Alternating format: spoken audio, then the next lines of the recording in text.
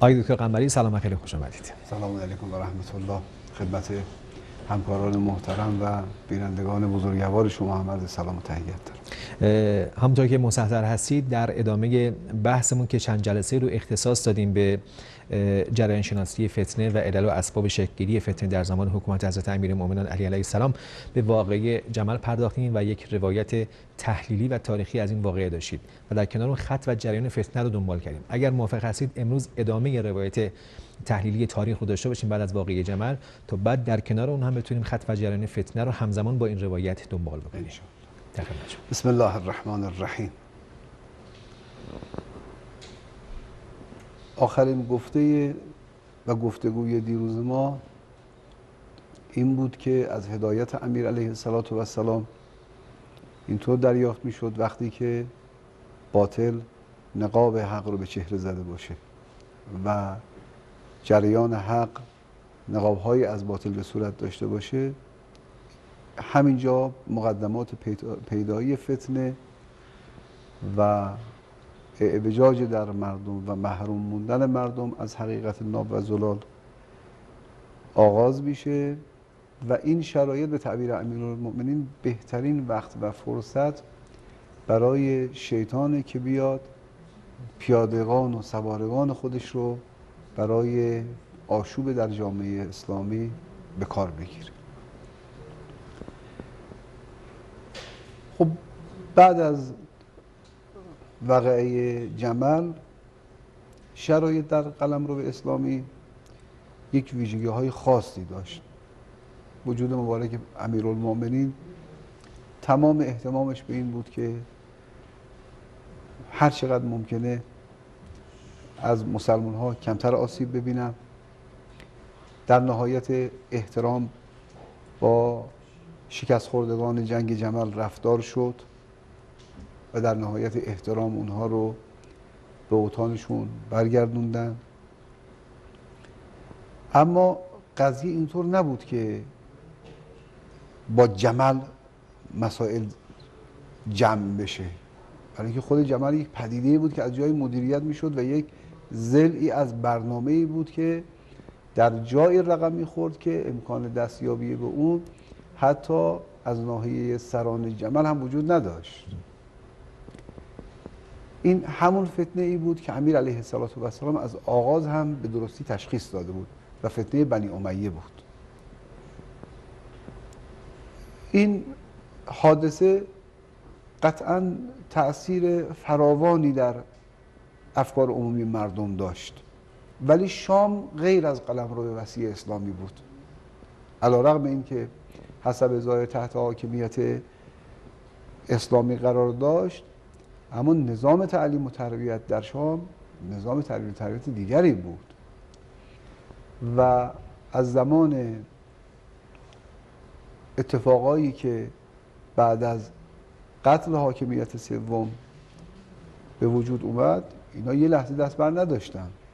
هم شیوخ و پیرمردها رو در مساجد معتکف کرده بودن و پای پیراهن خوابونده بودن و سوگواری عزاداری میکردن و هم محترمین شامات رو مأموریت داده بودن که شهر به شهر و حتی قصبه به قصبه میرفتن و مردم رو برای تحریک بر علیه علی ابن ابی طالب تهییج میکردن.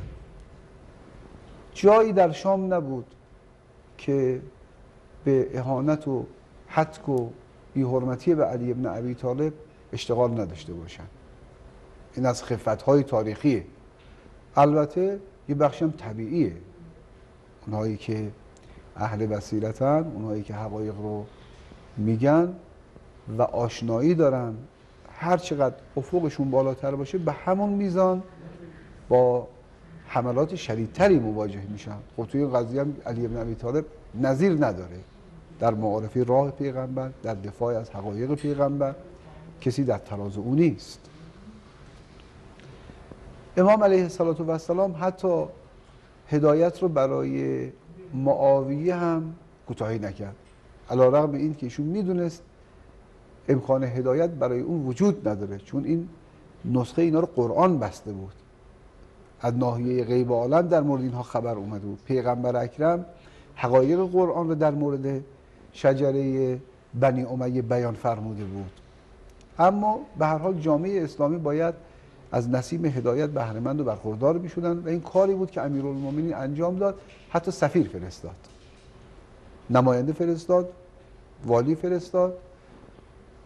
یک مجموعه فعل و انفعالاتی در شام به وقوع پیوست که پیدایی جنگ صفین را غیر قابل اجتناب کرد.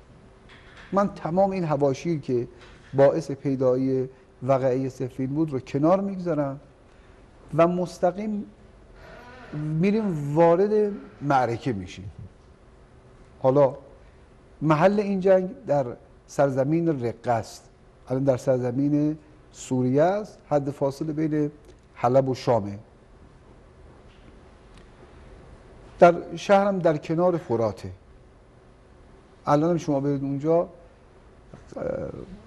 قبر عمار ابن یاسر و اویس قرنی در اونجاست. شهرم از همون زمان که غبار اون بیمهری و بیوفایی و شقاوتایی که پاشیده شد گویا هنوزم زیر بار اون غبار داره طی طریق میکنه و همینطور شرایطش ادامه داره. خب در سپاه امیرالمؤمنین علی علیه السلام شخصیت‌های ممتازی بودن، آدم‌های تراز اولی بودن. بنا به روایتی 12,000 نفر از شیوخ قرآن بودن که اینها فقط با جناب عمار ابن یاسر تحرک پیدا می‌کردن. سپاه بنی امیه هم که خب تکلیفش معلوم بود، روشن بود.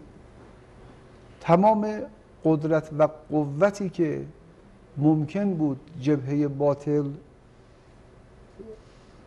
اجتماع بده و متمرکز بکنه در استخدام بنی امیه بود. یعنی واقعا وقعه صفین جنگ مرگ و زندگی بود. اگر در صفین کار به انجام می رسید قطعا سرنوشت تاریخ عوض می شد بدون تردید. حالا اینجا یکی عمار ابن یاسره. این عمار چه شخصیتیه؟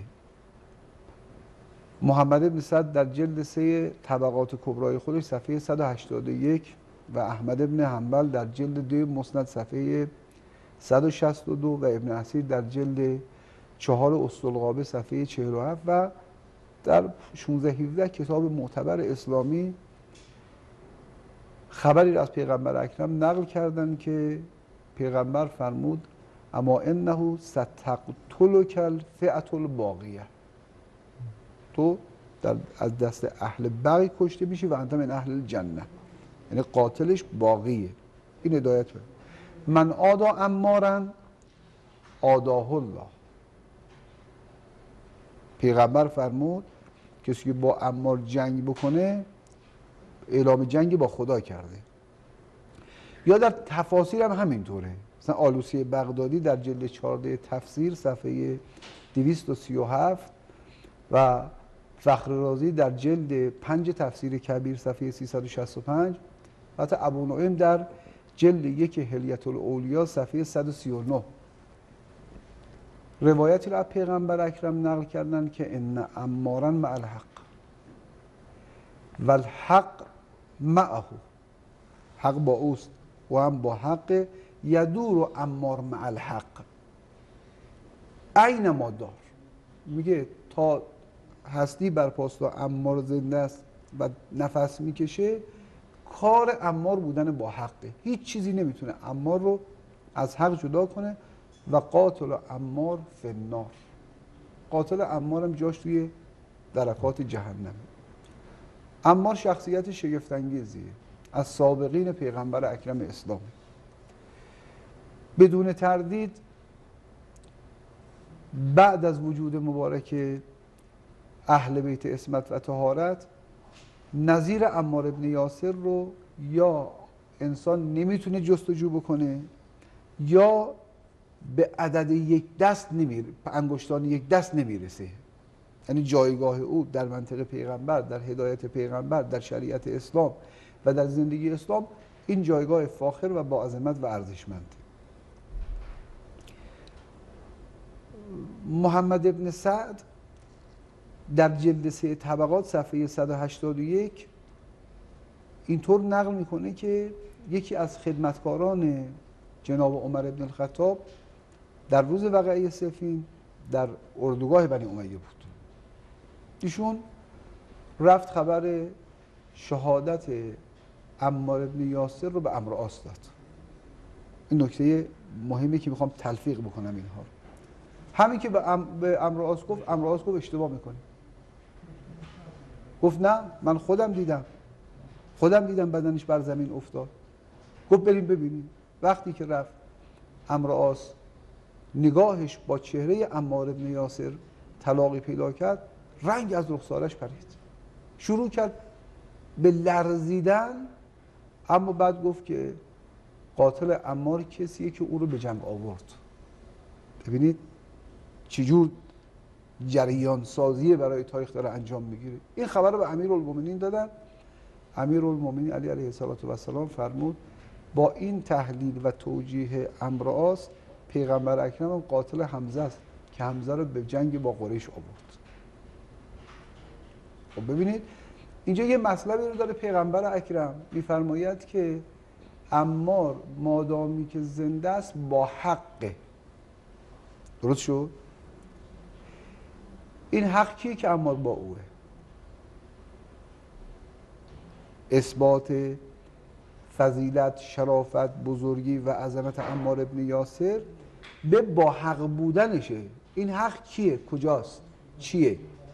شما تا مادامی که این حق رو خوب معرفت پیدا نکنی، حقانیت عمار قابل درک و فهم نیست. نمیتونه جایگاه میزانی داشته باشه و بسیار شگفت‌انگیزه که همونطور که عرض کردم بعضی ها در اخبار صفین نقل کردن که 12,000 نفر از شیوخ قرآن و قراء قرآن و اصحاب پیغمبر اکرم اسلام با حرکت عمار بن یاسر در سرزمین رقه جابجا می شدن. یعنی می دونستن بر اساس هدایت پیغمبر هر جا او هست حقه. یه نکته‌ای که اینجا اشتباه بود این بود، این حقی که عمار رو آورده کیه؟ چیه؟ بالاخره عمار که خودش نیومده. عمار با یه حرکت، با یک امر، با یک فرمان اومده. چون عمار اهل حقه لذا پس تحت تابعیت حق اومده. این حق رو مردم نمیدیدن. اما چه اتفاقی میافتاد؟ با عمار جابجا میشدن، چون با عمار بودن با علی بودن. خب اگر عمار وسط در میافتاد کجا میشدن؟ حیرت زده میشدن. این رفتار باعث تعجب و حیرت زدگی خیلی از بزرگان اهل اسلام هم شده. جناب ابن ابوالحدید در جلد 2 شرح نهج البلاغه صفحه 271 یه تحلیل میکنه این خبر رو. خب ابن ابوالحدید یک شخصیت قابل نفی نیست، یک شخصیت بزرگیه، ادیب، متکلم، اسلام شناس، مورخ، متکلم، خیلی انسان برجسته ایه. ایشون میگه که برای من خیلی عجیبه، یعنی اظهار شگفتی میکنه از مردمی که به خاطر وجود عمار نسبت به جریان حاکمیت شام دچار تردید شدن، حضور علی رو برای تردید ایجاد نمیکنه. با عمار دچار تردید میشن، اما با علی هیچ خمی به ابروشون نمیاد، هیچ تکونی نمیخورن. اونها چطور حضور عمار رو دلیل بر حقانیت علی ابن ابی طالب و سپاه عراق میدونستن؟ از علی ابن ابی طالب باید اضافه باشه دلیل بر حقانیت سپاه عراق میدونستن، چون اگر دلیل بر حقانیت علی ابن ابی طالب بود، بعد عمار هم حقی که عمار رو اقامه میکرد و به اعتبار او زینت پیدا میکرد، زیور پیدا میکرد و آبرو پیدا میکرد سر جا بود. اما اینجا توجیه سپاه عراق بود، یعنی نفس حضور عمار اثبات حقانیت مردم عراق بود، اما به حضور علی ابن ابی طالب اهمیت نمیدادن. این تأسف بود، این یک مصیبت بزرگه. بعد میگه به اعتبار سخن پیغمبر اکرم در مورد عمار نسبت به او مراقب بودن، حتی دشمنانش برای قتل او دچار واهمه بودن، اما این همه اخبار و این همه آثار و نشانه ها رو از علی ابن ابی طالب دیده بودن، شنیده بودن با خودشون همراه داشتن، اما هیچ کدوم از اونها رو ندیدن.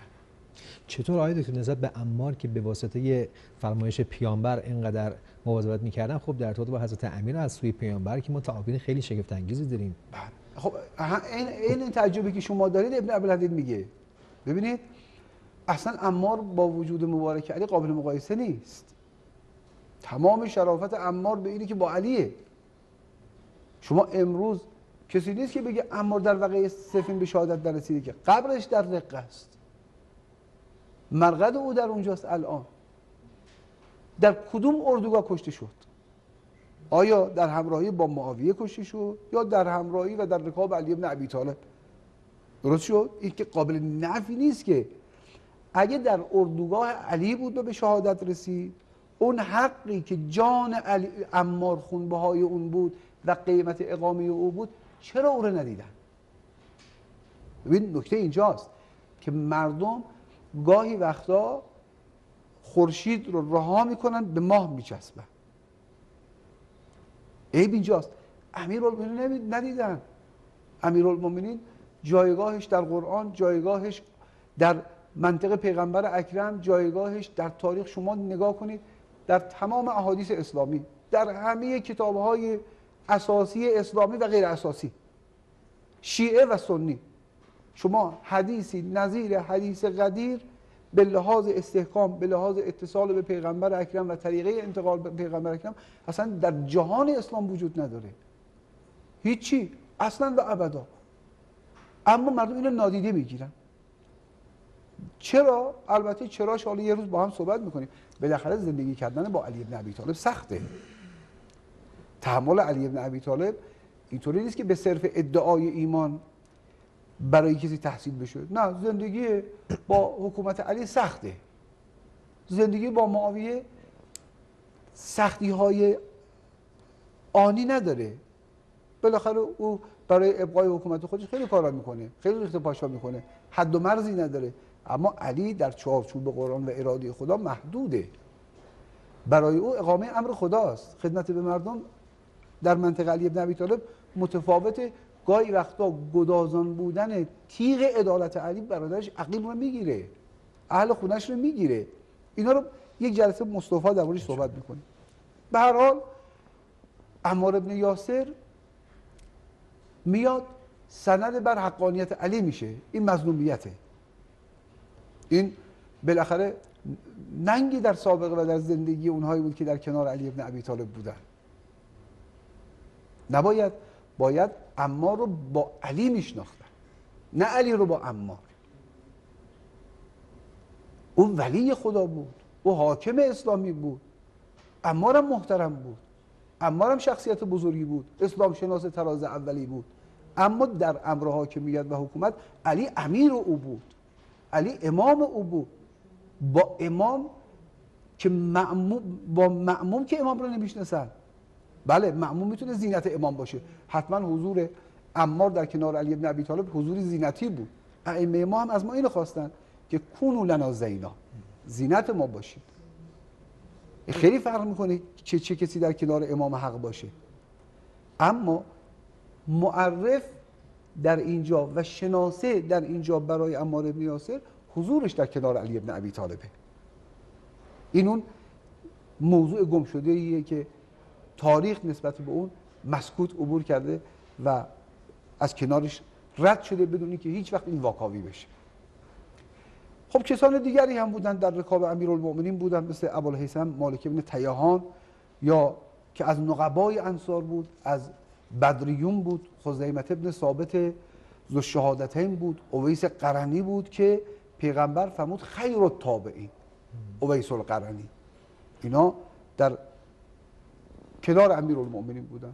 جنگ ادامه داشت تا روزهای پایانی سفر. آثار غلبه سپاه امیرالمومنین بر سپاه شام آشکار شد. رو به اتمام بود.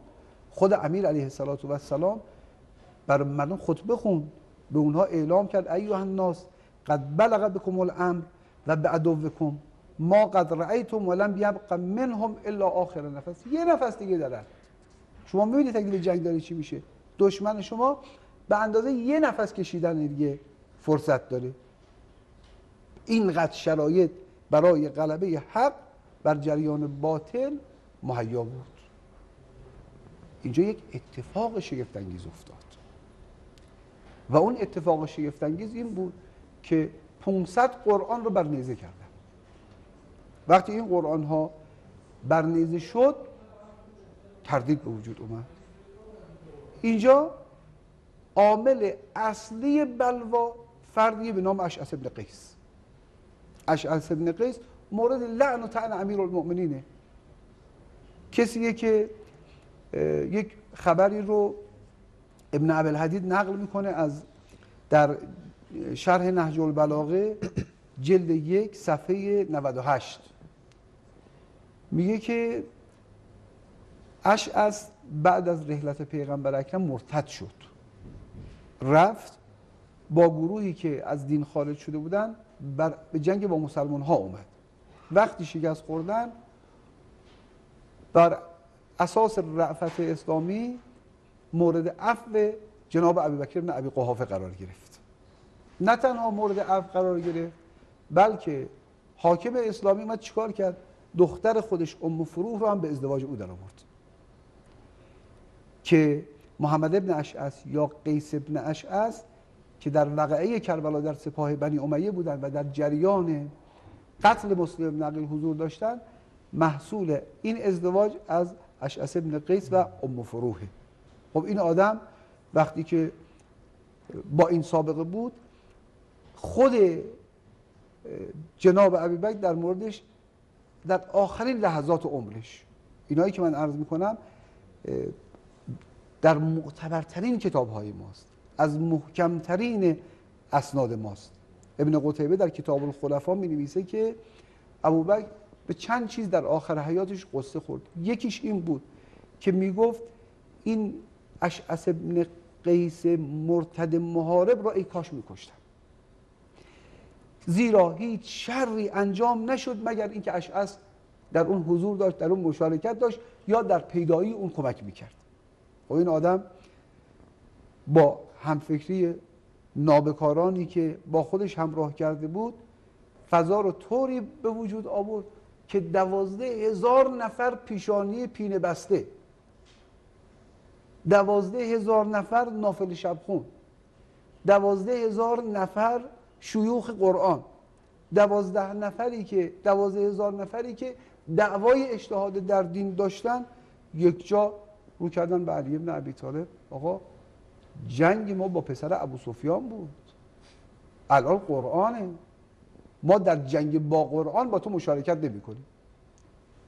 بدون تردید فتنه برنیزه شدن قرآن ها از ناحیه اشعث ابن قیس و از ناحیه عمرو عاص و تحت سرکردگی معاویه رقم خورد. اونها ستایی جبهه نفاق درونی، اون باطل هایی که نقاب حقی بودن که بر چهره باطل خورده بودن، مردم محترم میدونستن، مردم اونا احترام میکردن، نظر اونا رو حجت میدونستن، اما این نقاب رفت به صورت باطل چسبیده بود و جذب شده بود. این اشعث آیده که همون اشعث کندیه؟ بله همونه، همون اشعث معروفه.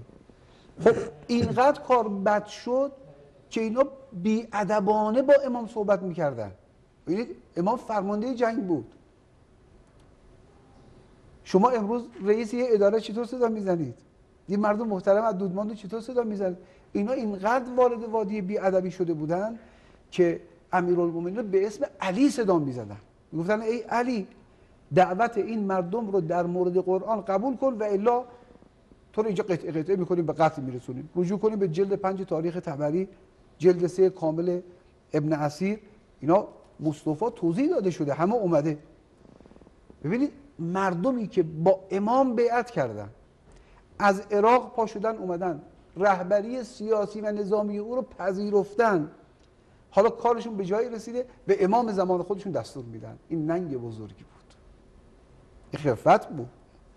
تمام نصایح و خیرخواهی که امام داشت به نتیجه نرسید. لذا وقتی که شرایط به این گونه در اومد، امیرالمومنین یک آه سوزانی از اون دل الهیش کشید و بعد نگاه به بعضی از خواص اصحابش کرد و فرمود ببینید کار به جایی رسیده. کسی من که تا دیروز امیر بودم امروز مأمور این مردم شدم. خیلی عبارت شگفت‌انگیز، خیلی عبارت برای مردم خفت آوره. حالا چه اتفاقی افتاده؟ ببینید این یه قسمت مردمن. از اون طرف مالک ابن حارث کار جنگ رو تموم شده میدید. بعضیا از صاحبان اخبار نقل کردن گفتن مالک ابن حارث خودش رسوند به خیمه معاویه و فاصله او با معاویه یک کمان شمشیر بود. خوب دقت بکنید، یک کمان شمشیر بود. گفتن علی اگه مالک برنگرده، این تمام بود، یک کمان شمشیر، مالک برگرده. فتنه در گرفته، اومده امیرالمومنین علی علیه السلام با اون همه عظمت و شکوه تمام کیان اسلام رو در معرض خطر میبینه. پیغام فرستاد برای مالک، شمشیر بالا، یک کمان شمشیر فاصله، اگر این شمشیر رو پایین بیاره سرنوشت تاریخ عوض میشه. اما قبل از این که بزنه گفتن مالک امیرالمومنین فرمود برگرد علی رو دریا. و آقا فرمود گفت سمعا و طاعت. این مأموم صالح، مأموم امام حق مالکه، عالم آگاه داناست، میدونه این ضربت شمشیر اگر پایین بیاد چه اتفاقی میفته، اما چون امام اجازه نداده توقف کرده. اما و اگر نداره، مالک اگر اون یک ضربه رو پایین می آورد بدون اذن امام، یک قاتل و یک جانی بود، دیگه مأموم صالح نبود. فرق مأموم اینه که وقتی امام گفت ایست، آقا کاش که ایشون یه دقیقه دیرتر میفرمود. اگر ایشون اینجا این فرمایش نمیکرد خیلی خوب بود. خودش اجتهاد نکرد که حالا چیکار کنم، مصلحت چیه. این اولین نقطه انحطاطه. یعنی همین که میگم آقا الان وقتی دستور دادن بود، این اولین انحطاط، این همون کاری بود که معاویه میخواست، این همون کاری بود که متمردین انجام میدادن. لذا او امر امام رو برد بالا و هر آنچه که خودش میخواست رو فرو کوبید. برای چی؟ برای اینکه اگر امر امام اقامه نشه حقایق الهی منهدم میشه. مأمون در مقابل امام اما و اگر نداره. ولایت پذیری در سایه قرآن با اما و اگر آسیب میبینه، همه چیش از بین میره. لذا به سرعت خودشو برگردون، رسید با مردم به تندی صحبت کرد. وقتی دید اطراف امیرالمومنین این شرایط داره، اینقدر بحرانیه، با اونها به شدت برخورد کرد. وای بر شما، چه کاری دارید انجام میدید؟ بعد گفت که مردم بیاید یه کار بکنید، به اندازه دوشیدن یک شتر به من وقت بدید. خود دقت بفرمایید، من دوشیدن گفتن ابدا این کارو نمیکنه. مالک گفت به اندازه حمله یک اسب. یعنی بالاخره اسب وقتی میخواد حرکت بکنه یه دور تندی داره، از جا کندن داره. گفتن نه، تو این فرصت هم نمیدیم که به اندازه یه حمله اسبم خودت نزدیک کنی اونجا، برای که ما در گناه شریک میشیم. خب امیر علیه السلام با این شرایط مواجه بود. مالک ابن حارث گفت آقا هر چی شما امر کنید، سمعا و طاعتا سیدی و مولا. از اینجا به بعد چهره های زشتر این قائل به رخ می نمایانه. خب گفتن آقا چیکار کنیم؟ حکم دست خداست، لا حکم الا لله، کلمه حق مراد باطل. بیایم حکم انتخاب بکنیم. وجود مبارک امیر علیه السلام نظرش رو عبدالله ابن عباس بود، گفتن ابدا. مالک اشتر بود، گفتن ابدا. خب کی؟ گفتن که ابو موسی. خب ببینید حالا این آقای ابو موسی کیه؟ این ابو موسی هیچ وقت در زندگیش حتی برای یک دقیقه با علی ابن ابی طالب همراهی نکرد. در وقعه صفین حاضر نشده، در یک گوشه در اطراف نشوندنش برای مبادایی که خودشون میفهمن. و بعد ابن ابوالحدید در جلد 3 شرح نهج البلاغه صفحه 288 و در کتاب قاموس الرجال جلد 6 صفحه 181 نقل کردن که در شب عقبه که میخواستن پیغمبر اکرم رو ترور کنن، عمرو عاص یکی از همراهان بود که وجود مبارک پیغمبر اسم او رو در زمره منافقین به حذیفه داد. خب این جمله رو بگم و تمام کنم. گفتن آقا هیچ راه غیر از این نداره. نوشتن امیرالمومنین علی علیه السلام دستشو به دست میزد، بگو این نمیتونه، قبول نمیکردن. البته یه امتیاز داشت، این امتیاز رو بگم بقیه‌اش برای فردا. امتیازش این بود که ابو موسی همشهری یمنی اشعث ابن قیس بود. از آستین قومی، خویشی و عشیره‌ای در یک برنامه هدایت شده از جریان فتنه ساز تاریخ او را آوردن. برای چی؟ برای اتفاقات شگفت انگیزی که جرقه هایشو ما درک می‌کنیم و می‌فهمیم. بسیار خوب. من فکر کنم داستان حکمیت رو باید موکول کنیم به جلسه بعد که مفصلا بهش بپردازیم. سپاسگزارم آقای دکتر و از شما بینندگان محترم هم سپاسگزارم.